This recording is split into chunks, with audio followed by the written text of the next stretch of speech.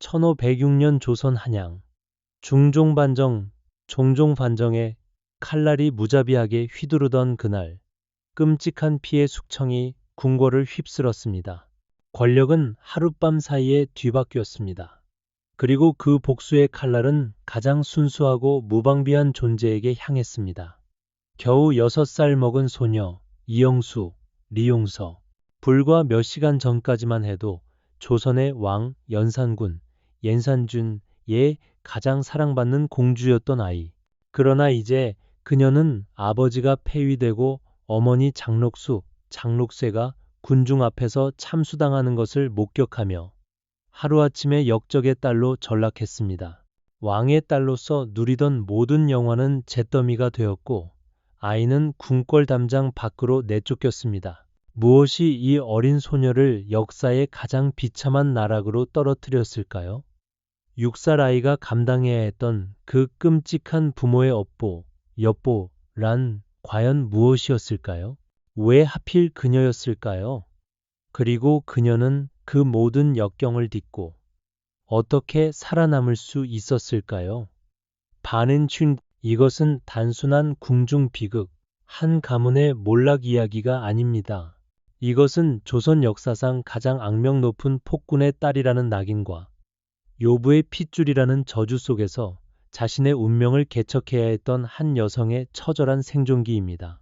실록에 가려진 그녀의 삶을 통해 우리는 권력의 광기가 어떻게 한 인간을 파괴하는지, 그리고 그 모든 것을 가능하게 했던 조선 사회의 가장 어두운 비밀과 마주하게 될 것입니다. 이 끔찍한 업보의 씨앗을 이해하기 위해 우리는 시간을 6년 전으로 비극의 꽃이 피어나기 시작한 1500년으로 거슬러 올라가야 합니다. 하지만 그보다 먼저 우리는 그 업보를 만든 두 사람, 연산군과 장록수를 깊이 들여다보아야 합니다. 연산군은 단순한 폭군이 아니었습니다. 그는 역사상 가장 깊은 트라우마를 가진 왕이었습니다. 그의 어머니 패비윤씨, 페이페인씨는 성종, 정종의 총애를 받았으나 질투심으로 인해 왕의 얼굴에 상처를 입혔다는 죄목으로 폐위되고 사사, 치스, 당했습니다. 어린 연산군은 어머니의 죽음을 모른 채 자라났습니다.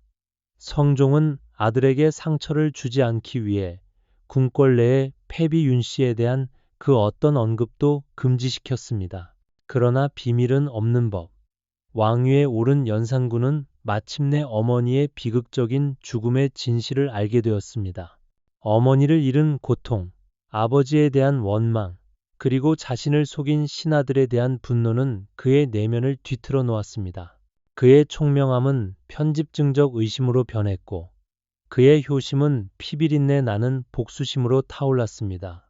즉위 초 그는 총명한 군주가 될 가능성을 보였지만 1498년 무오사화, 우우시호를 일으켜 김종직과 살인파를 숙청하며 처음으로 피의 칼날을 휘둘렀습니다. 이는 시작에 불과했습니다. 그의 마음속 어둠은 그를 삼킬 준비를 하고 있었습니다. 그리고 연산군의 그 뒤틀린 내면과 어두운 욕망을 정확히 파고든 여인이 있었으니 바로 장록수였습니다. 장록수는 본래 성종의 종영제인 제한대군 제한다준의 간호, 잔호의 아내였습니다. 그녀는 이미 결혼한 몸이었고 심지어 아들까지 있었습니다. 신부는 비천했으나 그녀에게는 누구도 따라올 수 없는 치명적인 매력이 있었습니다. 그녀는 뛰어난 춤과 노래 실력, 그리고 무엇보다 남자의 마음을 꿰뚫어보는 교활한 지혜를 가졌습니다. 연산군은 우연히 그녀의 공연을 보고 첫눈에 반했습니다. 그녀는 30대였지만 16세 소녀처럼 보였다고 실록은 기록합니다. 그녀는 연산군을 다른 신하들이나 후궁들처럼 두려워하지 않았습니다. 장록수는 연산군을 갓난아기 다루듯 했습니다. 그녀는 왕을 전하라 부르지 않고 이놈라 부르며 조롱했고 왕에게 등을 돌리고 심지어 왕을 마음대로 부리기까지 했습니다. 연산군은 그런 그녀의 대담함과 교태에 완전히 매료되었습니다. 어머니의 부재로 인한 애정 결핍을 겪던 연산군에게 장록수는 어머니이자 연인이자 유일한 탈출구였습니다. 연산군은 그녀를 즉시 궁으로 불러들여 종사품 수경, 수룡에 봉했습니다. 권력의 맛을 본 장록수는 만족하지 않았습니다. 그녀는 왕의 총애를 등에 업고 국정을 농단하기 시작했습니다. 그녀는 자신의 집을 궁궐처럼 꾸미고 마음에 들지 않는 신하를 모함하여 내쫓았으며 백성들의 토지와 재산을 빼앗았습니다. 1500년, 연산군 6년, 이영수가 태어나던 바로 그 해였습니다. 이 시기 조선은 폭풍전야였습니다.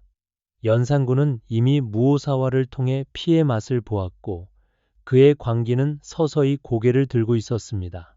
그는 어머니의 죽음에 관련된 자들을 찾아내라는 비밀 명령을 내렸고 궁궐은 보이지 않는 공포에 휩싸였습니다. 동시에 연산군은 쾌락에 빠져들었습니다. 그는 전국 각지에서 아름다운 여성들을 뽑아 흥청, 켐베이라 불리는 기녀 집단을 만들었습니다. 그리고 그 흥청의 정점에는 장록수가 있었습니다.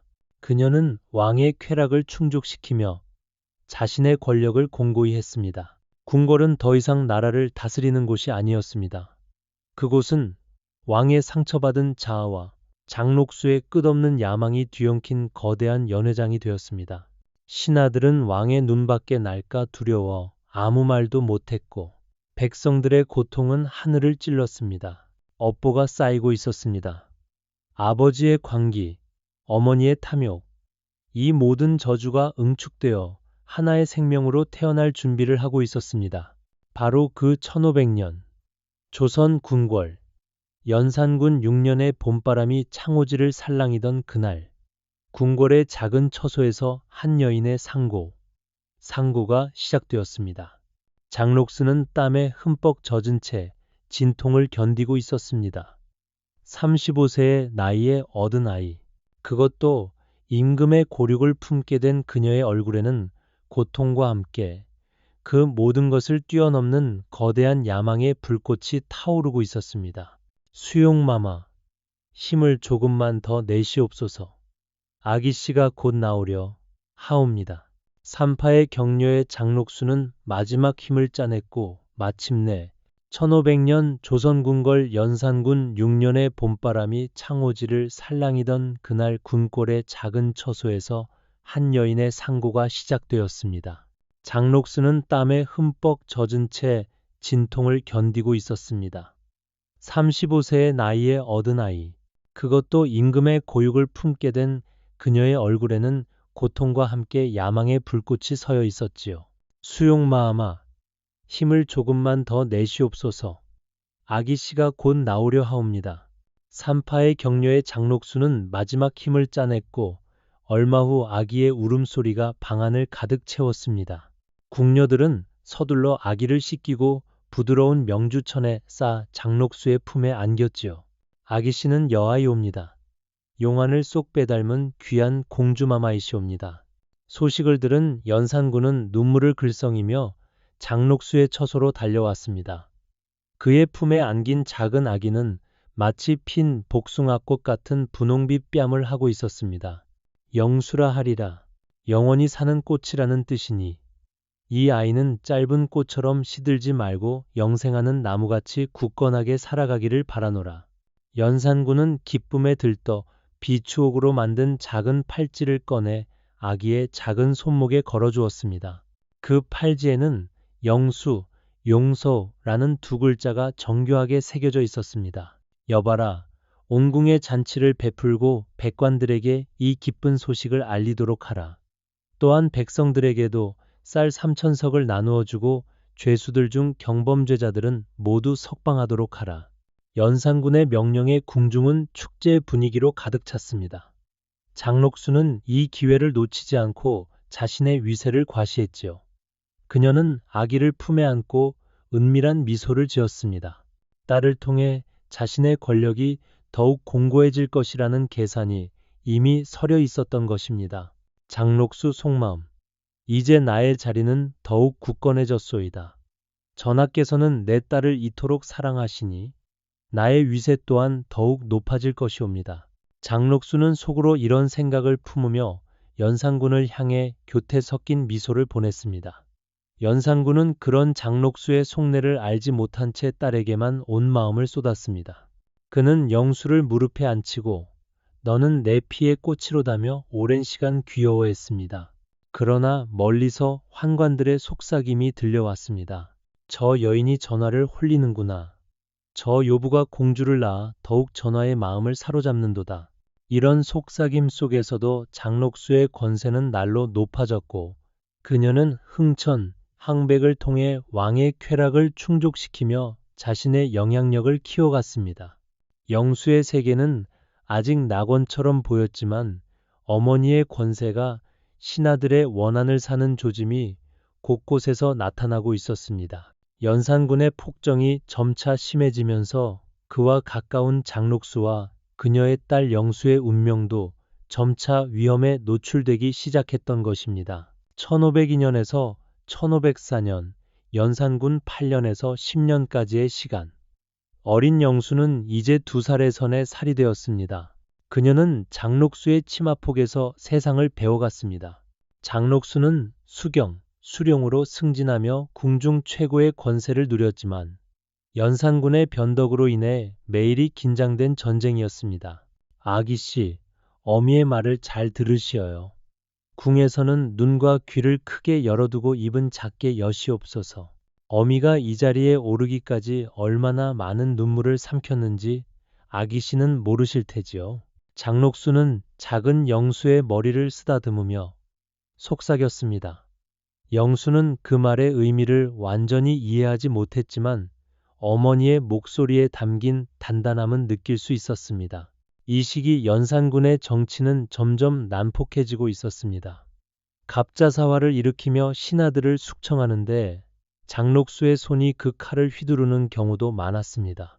영수는 아직 어려 모르지만 어머니의 웃음 뒤에 피가 배어 있었던 것입니다. 오늘은 흥청춤을 보이소서. 전하의 마음을 즐겁게 해드려야 하니 가장 아름다운 기녀들을 뽑아 준비하도록 하여라.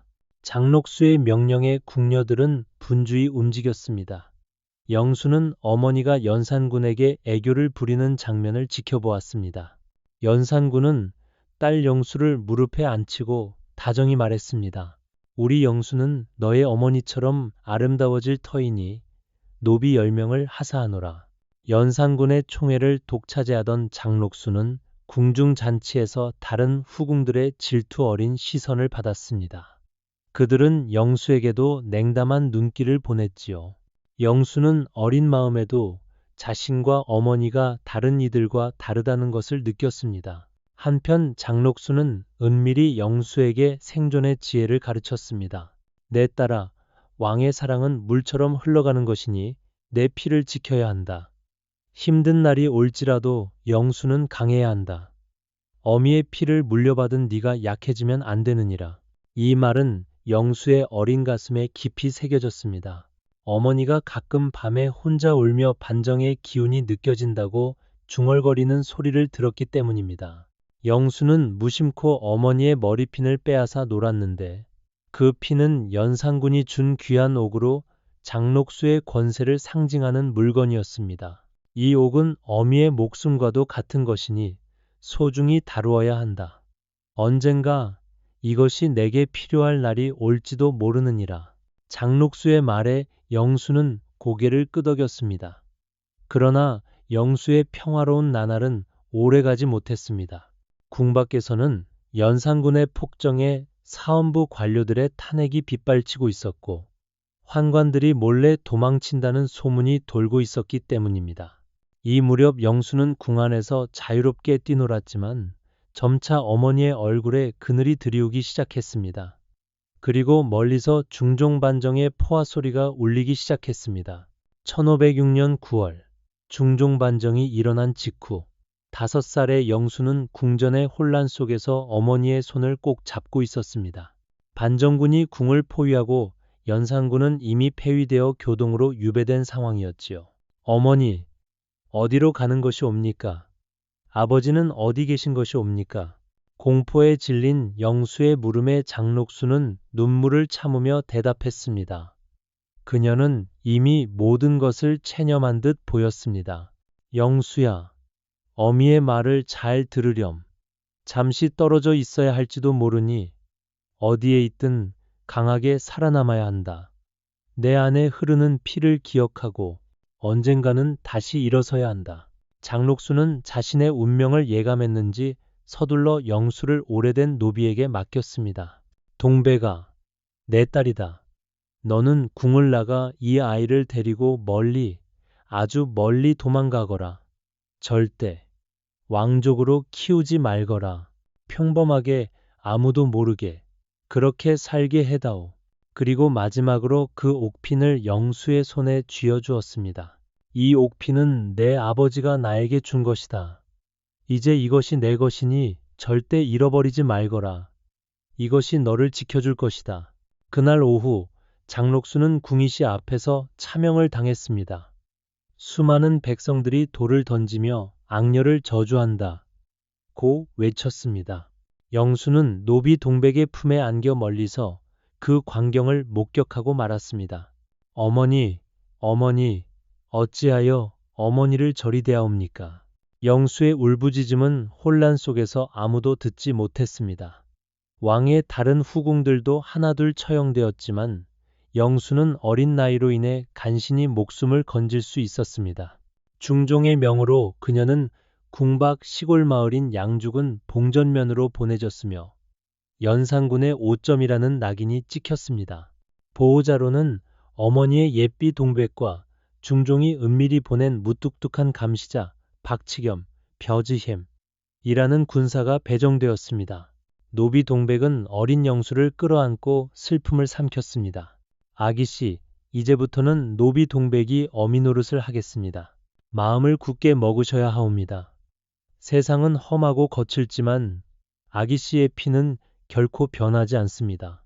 영수는 어머니의 옥핀을 꼭 쥐고 이게 다 무슨 일인가? 라고 중얼거리며 밤을 지새웠습니다. 그녀의 작은 눈에는 이미 어른스러운 슬픔이 깃들어 있었습니다. 양주로 가는 길은 가을비로 질척거렸습니다. 영수는 작은 보다리 하나만 든 차에 도성을 떠났습니다. 한때는 금으로 수놓은 비단 옷을 입던 공주였지만 이제는 거친 무명옷을 입은 평범한 아이가 되었습니다. 저 아이가 누구? 시. 말하지 마시오. 연산의 피요 장록수의 핏줄이니. 길가에서 사람들이 수군거렸습니다. 영수는 그 말의 의미를 완전히 이해하지 못했지만 그 말이 자신을 향한 경멸임은 알 수 있었습니다. 양주의 작은 초가집, 영수의 새로운 집은 궁궐과는 달리 좁고 초라했습니다. 그러나 이곳이 앞으로 그녀가 살아가야 할 세상이었습니다. 영수는 창밖으로 보이는 달을 바라보며 어머니와 아버지를 생각했습니다. 어머니, 아버지, 영수가 언제 다시 뵐 수 있을까요? 아니, 다시는 볼 수 없는 것인가요?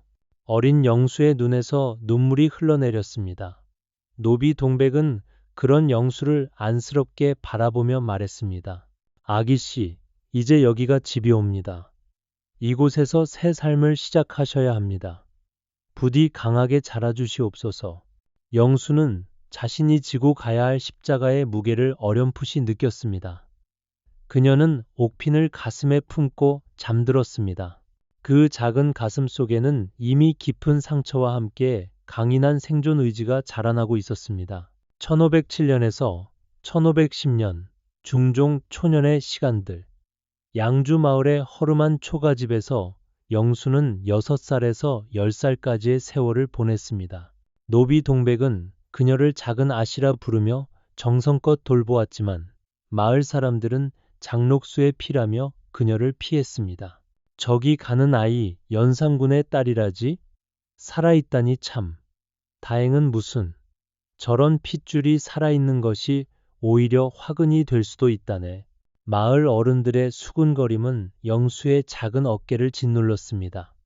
영수는 혼자 감가에서 돌을 던지며 어머니가 가르쳐준 노래를 흥얼거렸습니다.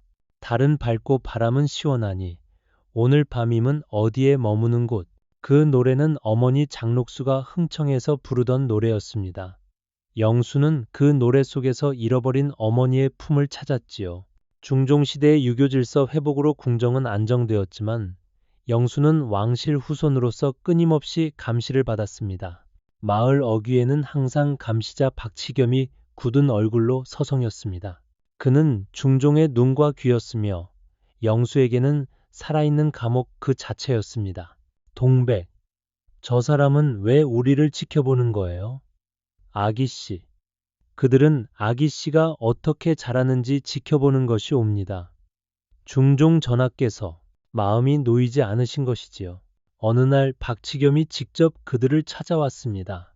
그는 검은 비단 보자기에 쌓인 물건을 가지고 온 사신을 대동했습니다. 이 아이가 이영수인가? 그러하옵니다. 중종 전하의 명으로 집 한 채와 밭을 하사받게 되었다. 이는 보호의 명목이니 조용히 살도록 하여라. 영수는 그것이 진정한 선물이 아님을 알았습니다. 그것은 보호라는 이름의 감옥이었습니다. 하지만 그녀는 고개를 숙이고 감사의 인사를 올렸습니다. 전하의 은혜, 감사드리옵니다. 사신이 떠난 후 영수는 새로 지어진 집으로 이사했습니다. 그곳은 마을에서 약간 떨어진 곳에 위치했으며 주변에는 밭이 넓게 펼쳐져 있었습니다. 표면적으로는 형편이 나아진 것 같았지만 실상은 더 철저한 고립이었습니다. 영수는 꿈에서 아버지의 웃는 얼굴을 자주 보았습니다. 꿈속에서 연산군은 그녀를 무릎에 앉히고 이야기를 들려주었습니다. 내 딸아, 너는 내 가장 소중한 보물이었다. 하지만 세상은 잔인하고 냉혹하니 네가 굳건하게 살아가기를 바란다. 그러나 깨어나면 영수의 손에는 아무것도 없었습니다. 오직 어머니가 남긴 옥핀만이 그녀의 과거를 증명할 뿐이었습니다. 영수는 몰래 가물을 연습했습니다. 어머니의 몸짓을 기억하며 그녀는 강가에서 홀로 춤을 취했습니다. 어머니처럼 강해질 거예요. 그래서 언젠가는 다시 일어설 거예요. 그러나 마을 소년들의 괴롭힘은 그런 결심을 흔들었습니다. 그들은 영수에게 돌을 던지고 악녀의 딸이라고 놀렸습니다. 저기 가는 것 봐라. 연산군의 딸이래. 그 악독한 장록수의 핏줄이지. 우리 마을에 재앙을 가져올 거야. 저 아이가 있는 한 우리 마을은 평온하지 않을 거야. 영수는 상처받은 마음을 감추고 집으로 달려갔습니다. 동백은 그런 영수를 품에 안고 위로했습니다. 아기씨, 세상은 아직 아기씨를 이해하지 못하고 있습니다. 하지만 언젠가는 아기씨의 진정한 가치를 알게 될 것이 옵니다. 부디 인내하시고 강하게 자라 주시옵소서. 영수는 눈물을 삼키며 고개를 끄덕였습니다. 그녀의 작은 가슴 속에는 복수심보다 생존의 의지가 자라고 있었습니다. 그리고 그 의지는 점차 그녀를 조선 중기의 강인한 여성으로 성장시킬 것이었습니다. 1511년에서 1515년, 중종 6년에서 10년까지의 시간, 11살에서 15살이 된 영수는 마을에서 자라며 점차 평민 소녀처럼 변해갔습니다. 연산군의 딸이라는 신분은 여전히 그림자처럼 그녀를 따라다녔지만 시간이 지날수록 마을 사람들의 경계심은 조금씩 누그러졌습니다. 영수는 동백의 도움으로 약초를 캐고 물을 길어 생계를 돕기 시작했습니다. 그녀의 손은 더 이상 부드럽지 않았고 얼굴은 햇볕에 그을렸지만 그 안에 담긴 내면의 고독은 여전히 깊었습니다. 동백이, 어찌하여 하늘은 내게 이런 운명을 내리셨을까요? 아기씨, 하늘이 주신 시련은 언제나 이유가 있는 법입니다. 아마도 더 큰 일을 위한 준비가 아닐까 싶사옵니다. 중종의 명으로 영수는 은밀히 교육을 받았습니다. 중종은 그녀를 잊지 않고 궁 밖에서도 최소한의 교육을 받을 수 있도록 배려한 것입니다. 학식 있는 노승이 가끔 찾아와 한시를 가르쳤고 영수는 그 시간을 통해 자신의 마음을 달랬습니다. 꽃은 지고는 날아가니 가을 강물 속 내 얼굴이 늙어가는구나. 영수가 을조리는 시구 속에는 어린 나이에 품은 깊은 상념이 담겨 있었습니다. 어느 여름날 영수가 약초를 캐러 산에 올랐을 때였습니다. 갑자기 비가 내리기 시작했고 그녀는 급히 바위 아래로 몸을 피했습니다. 그곳에는 이미 한 청년이 비를 피하고 있었습니다. 누구신지요? 제 이름은 권한균헌이라 하옵니다. 당신은? 아, 저는 순이라 합니다. 영수는 본능적으로 자신의 진짜 이름을 숨겼습니다. 권한은 20살가량의 청년으로 부드러운 미소와 지적인 눈빛을 지니고 있었습니다. 이런 산골에 어찌 이 고운 아가씨가 혼자 계시오? 약초를 캐러 왔다가 비를 만났사옵니다. 두 사람은 비가 그칠 때까지 이야기를 나누었습니다. 권한은 양주 인근 마을에서 온 선비의 아들로 약재상을 하는 아버지를 돕고 있다고 했습니다. 영수는 그의 말투와 태도에서 편안함을 느꼈습니다. 비가 그치자 두 사람은 각자의 길로 헤어졌지만 이후 영수는 자주 그 산을 찾았고 우연인 듯 권한과 마주치곤 했습니다. 그들의 만남은 점점 빈번해졌고 영수의 마음속에는 처음으로 따뜻한 감정이 피어났습니다. 어느 날 권한이 영수에게 조심스럽게 물었습니다. 순이, 사실 나는 당신의 진짜 이름을 알고 있소. 당신은 연산군의 따님 영수 아가씨지요? 영수는 놀라서 뒤로 물러섰습니다. 그러자 권한이 급히 말을 이었습니다. 두려워 마시오. 나는 당신을 해치려는 것이 아니오. 사실 나는 장록수 마마의 옛 비비의 아들이오. 우리 아버지는 반정 때 죽으셨고 어머니는 나를 데리고 이곳에 숨어 살았소. 영수의 눈에 눈물이 고였습니다. 권한은 그녀의 손을 조심스럽게 잡았습니다. 당신의 어머니는 나쁜 여자가 아니었소. 그저 자신의 위치를 지키기 위해 몸부림쳤을 뿐이요. 마치 지금의 당신처럼. 영수는 처음으로 자신의 과거에 대해 부끄럽지 않게 이야기할 수 있는 사람을 만난 것입니다. 그녀의 마음은 조금씩 권한에게로 기울어졌습니다. 나인동 템버아이. 바로 그때 영수가 품에서 실수로 옥핀을 떨어뜨렸습니다. 숲속에서 그들을 지켜보던 감시자 박치겸이 그것을 발견했습니다. 멈춰라. 그게 무엇이냐? 왕실의 물건을 감히 내냐니. 박치겸이 칼을 뽑아들고 달려들었습니다. 권한이 재빨리 영수를 등 뒤로 숨기고 옥핀을 주워 숲속으로 던졌습니다. 무엇을 찾으시는 겁니까, 나으리? 그저 약초꾼들끼리 만난 것뿐입니다. 박치겸은 숲속을 뒤졌지만 옥핀을 찾지 못했습니다. 그는 분노에 찬 눈으로 두 사람을 노려보았습니다. 내년의 피는 속일 수 없지. 반드시 꼬리를 잡고 말겠다. 박치겸이 떠난 후 두 사람은 떨리는 손으로 덤불 속에서 옥핀을 다시 찾았습니다. 그들의 사랑은 이제 단순한 연민이 아니라 공동의 위험 속에서 피어난 절박한 유대감이 되었습니다. 권한은 한탄했습니다. 너와 나의 피는 저주받았소. 어느 날 밤 영수는 옥핀을 권한에게 건넸습니다. 이것은 어머니가 남긴 유일한 유품이에요. 당신께 드리고 싶어요. 함께 도망치지 않겠어요? 우리 둘 다 이 굴레에서 벗어나. 권한은 옥핀을 받아들고 깊은 고민에 빠졌습니다. 그들 앞에는 험난한 현실의 벽, 그리고 박치겸이라는 감시자의 눈이 번뜩이고 있었습니다. 1516년에서 1520년, 중종 11년에서 15년까지의 시간. 16살에서 20살이 된 영수는 고난과의 은밀한 사랑에 더욱 깊이 빠져들었습니다. 그들의 만남은 산속 깊은 곳이나 늦은 밤 마을 외곽에서 이루어졌으며 두 사람은 서로에게 의지하며 아픔을 나누었습니다. 어느 날 중종의 사신이 다시 영수를 찾아왔습니다. 그는 공손하지만 단호한 어조로 말했습니다. 이영수, 전하께서 학교길, 이제 그대는 평민으로 살아야 한다 하셨소. 왕실과의 인연을 끊고 조용히 살아가되 결코 과거를 들추거나 왕실을 욕되게 하는 행동을 하지 말라 하셨소. 영수는 차가운 눈빛으로 대답했습니다. 내 피를 부정할 수는 없사옵니다. 이 몸이 평민으로 살지언정 내 속에 흐르는 피는 연산군의 것이며 장록수의 것이옵니다. 그 사실을 부정하는 것은 나 자신을 부정하는 것이나 다름없사옵니다.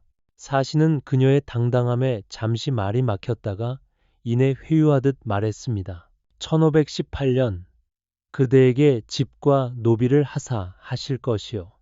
이는 전하의 자비이니 이를 거절하지 마시오. 사신이 떠난 후 영수는 깊은 생각에 잠겼습니다.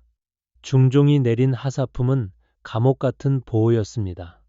그녀는 권한에게 이 사실을 알렸고 권한은 그녀를 설득했습니다. 이제는 결단을 내릴 때요. 우리 함께 이곳을 떠나 새로운 삶을 시작합시다. 아무도 우리를 모르는 곳으로. 그들은 비밀리에 도주 계획을 세웠습니다. 그러나 왕실의 눈과 귀는 어디에나 있었습니다. 그들이 마을 외곽으로 도망치려 할 때 길을 막아선 것은 박치겸과 그가 이끄는 군사들이었습니다. 이용수, 중종 전하의 명으로 그대의 행적을 살피고 있다. 이 야심한 밤에 사내와 함께 어디로 가시려 하오? 박치겸의 서슬퍼런 질문에 영수는 순간 기지를 발휘하여 대답했습니다. 약초를 캐러 가는 길이옵니다. 이자는 저의 약초 스승이니 의심치 마시옵소서. 박치겸은 의심스러운 눈길을 보냈지만 권한이 능숙하게 약초 바구니를 보여주자 더 이상 추궁하지는 않았습니다. 그들이 떠난 후 영수와 권한은 깨달았습니다. 직접적인 도주는 불가능하다는 것을. 권한이 마침내 결심했습니다. 이렇게 계속 숨어 지낼 수는 없소. 우리 둘이 정식으로 혼인합시다. 내가 당신을 아내로 맞이하면 적어도 우리의 만남은 정당해질 것이요. 영수는 깊은 고민 끝에 고개를 끄덕였습니다. 그들은 마을 외곽의 작은 사당에서 천지신명께 맹세하는 간소한 의식을 치렀습니다. 동백만이 그들의 증인으로 참석했습니다. 이제부터 나는 더 이상 영수가 아니라 권씨 집안의 며느리, 순이로 살겠습니다. 영수는 자신의 이름을 버리고 새로운 삶을 선택했습니다. 권한의 집은 영수가 하사받은 집보다 훨씬 소박했지만 그곳에는 따뜻함이 있었습니다. 두 사람은 함께 살기 시작했고 얼마 후 영수는 아이를 가졌습니다. 우리 아이는 왕의 외손녀가 되는 것이요. 하지만 그 누구도 이 사실을 알아서는 안 돼요. 권한의 말에 영수는 고개를 끄덕였습니다. 그녀는 자신의 피가 가져올 저주를 두려워했고 아이만큼은 자신과 같은 운명을 겪지 않기를 바랐습니다. 우리 아이는 그저 평범한 아이로 자라게 할 것이에요. 과거의 그림자가 드리우지 않도록. 이듬해 봄 영수는 건강한 딸을 낳았습니다. 그들은 아이의 이름을 희망, 시왕이라 지었습니다. 영수는 아이를 품에 안고 조용히 눈물을 흘렸습니다. 내 딸아, 너만큼은 자유롭게 살아야 한다. 어미와 같은 굴레를 짊어지지 말고 그러나 평화로운 나날도 잠시 1518년 왕실로부터 하사받은 집과 노비가 그녀를 찾았고 영수의 이중 생활은 더욱 복잡해졌습니다.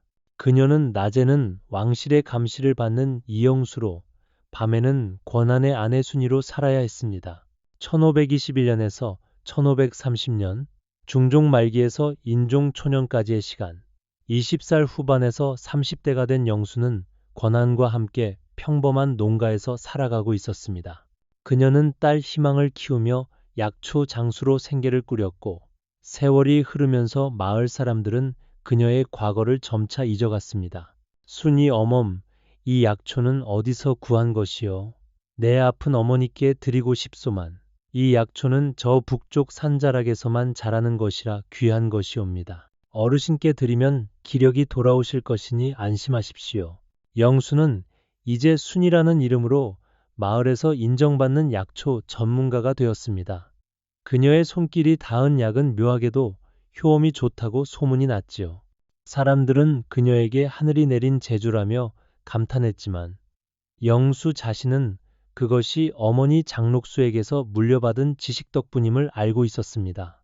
영수와 권한은 조용히 그리고 행복하게 살아가는 듯 했습니다. 그들의 딸 희망은 어느덧 10살이 되어 영수를 닮은 영리함과 권한을 닮은 온화함을 지녔습니다. 영수는 딸에게 자신의 과거에 대해 아무것도 말하지 않았지만 가끔 옥핀을 꺼내보며 깊은 생각에 잠기곤 했습니다. 그러나 1529년 영수의 평화로운 삶에 균열이 생겼습니다. 그녀를 오랫동안 지켜보던 박치겸이 마침내 그녀의 이중 생활과 비밀 결혼을 확신하게 된 것입니다. 그는 이 사실을 즉각 궁정에 알렸습니다. 어느 날 영수의 집문이 거칠게 열리고 박치겸과 신하들이 들이닥쳤습니다. 역적의 딸 이영수, 내년이 감히 전하의 허락도 없이 사사로 이 혼인을 하고 핏줄을 숨겼단 말이냐. 이는 왕명을 어긴 대역죄에 해당한다. 권한이 앞을 막아섰지만 군사들에게 무참히 제압당했습니다. 끌고 가라. 당장 저 둘을 한양으로 압송하라. 영수와 권한은 포박당했고 10살배기 딸 희망과 늙은 노비 동백의 울부짖음을 뒤로한 채 한양으로 끌려갔습니다. 의금부 옥에 갇힌 영수는 담담했습니다. 그녀는 더 이상 두려워하는 6살 아이가 아니었습니다. 며칠 후 그녀는 중종의 신하들 앞에 끌려 나왔습니다. 중종은 발 뒤에서 그녀를 지켜보고 있었습니다. 박치겸이 그녀를 고발했습니다. 전하, 이 여인은 연산의 피를 이어받은 자로서 반성의 기미 없이 사사로 이 혼인하여 왕실을 기만하였나이다. 마땅히 법으로 다스려야 하옵니다.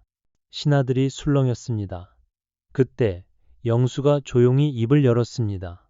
신은 이미 23년 전 평민의 삶을 살기로 결심하였사옵니다. 제 이름은 이영수가 아니라 약초꾼 권한의 아내 순이입니다. 내년이 감히 박치겸이 소리쳤습니다. 나으리. 영수가 그를 똑바로 쳐다보았습니다. 나는 어머니의 죄를 갚기 위해 평민이 되었습니다.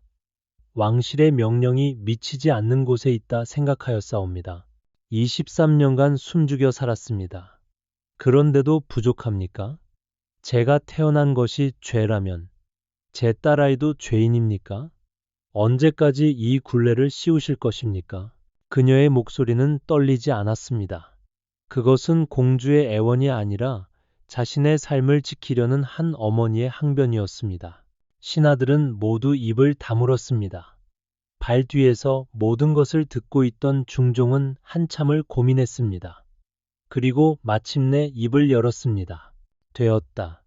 영수는 이미 충분한 고통을 겪었다. 그녀는 더 이상 공주가 아니다. 그저 평범한 삶을 살게 하라. 중종의 관대한 결정이 내려졌습니다. 박치겸은 분노했지만 어쩔 수 없었습니다. 영수는 마침내 진정한 자유를 얻었습니다. 그녀는 더 이상 왕실의 감시를 받지 않게 되었습니다. 양주로 돌아온 영수는 권한, 그리고 딸 희망과 함께 더욱 조용한 생활을 시작했습니다. 그녀는 자신이 과거에 받았던 교육을 딸 희망에게 전하기 시작했습니다. 희망아, 이 세상은 강인한 여인만이 살아남을 수 있단다. 네가 무엇을 하든 언제나 자신의 마음을 지키는 법을 알아야 한다. 세월이 흘러 영수는 노년에 접어들었습니다. 그녀는 가끔 강가에 앉아 어머니의 노래를 부르며 지난 세월을 회상했습니다. 나는 폭정의 꽃이었던 연산의 딸이었지. 그러나 이제는 그저 들풀처럼 조용히 살아가는구나. 권하는 영수가 50대 중반이 되었을 때 세상을 떠났습니다. 그의 임종 자리에서 영수는 마지막 손을 꼭 잡고 속삭였습니다. 당신은 내 삶의 빛이었습니다. 당신이 없었다면 나는 이미 오래전에 무너졌을 것입니다. 영수의 딸 희망은 마을의 의원과 혼인하여 자신의 가정을 꾸렸고 영수는 손녀들에게 둘러싸여 여생을 보냈습니다. 그녀는 더 이상 과거의 상처에 얽매이지 않았지만 자신의 정체성을 완전히 잊지도 않았습니다. 노년의 어느 날 영수는 어린 손녀에게 오래된 옥핀을 보여주었습니다. 이것은 오래전 내가 소중히 여기던 물건이란다. 내게 주고 싶구나. 할머니, 이게 무엇인가요? 이것은 피는 흘러가지만 마음은 남는다는 것을 보여주는 증표란다. 네가 어디서 왔는지, 어디로 가는지를 알려주는 나침반이지. 영수는 손녀의 작은 손을 감싸 안으며 미소 지었습니다. 그녀의 삶은 조용한 승리였습니다. 역사에 잊힌 자로서 그리고 핏줄의 저주를 뛰어넘은 자로서 그녀는 자신만의 인생을 개척한 것입니다. 연산군과 장록수의 딸이었던 영수의 이야기는 조선의 역사 속에서 작은 물결로 남았지만 그 파장은 후손들에게 조용히 이어졌습니다. 권력과 야망의 그늘 속에서도 인간의 의지와 사랑이 빛을 발할 수 있음을 보여주는 잊혀진 이야기로 여러분, 이렇게 연산군과 장록수의 딸 영수의 삶을 함께 살펴보았습니다. 역사의 격변 속에서 피해자가 된 어린 소녀가 자신의 운명을 극복하고 살아남은 이야기 감명 깊으셨나요? 역사는 종종 승자의 기록이라 하지만 우리는 이렇게 기록되지 않은 이면의 이야기들을 통해 진정한 인간의 모습을 만나게 됩니다. 영수의 삶처럼 우리 모두는 저마다의 상처와 시련을 안고 살아가고 있지 않나요? 그녀가 보여준 생존과 극복의 여정이 오늘을 살아가는 여러분께도 작은 위로와 용기가 되길 바랍니다. 이 영상이 마음에 드셨다면 구독과 좋아요 부탁드립니다. 여러분의 한 번의 클릭이 더 많은 역사 속 숨겨진 이야기들을 발굴하는 원동력이 됩니다. 또한 댓글로 여러분이 알고 싶은 역사 속 인물이나 사건이 있다면 자유롭게 남겨주세요. 다음 영상의 주인공이 될 수도 있습니다. 다음 편에서는 또 다른 역사의 그늘에 가려진 인물을 만나 뵙겠습니다.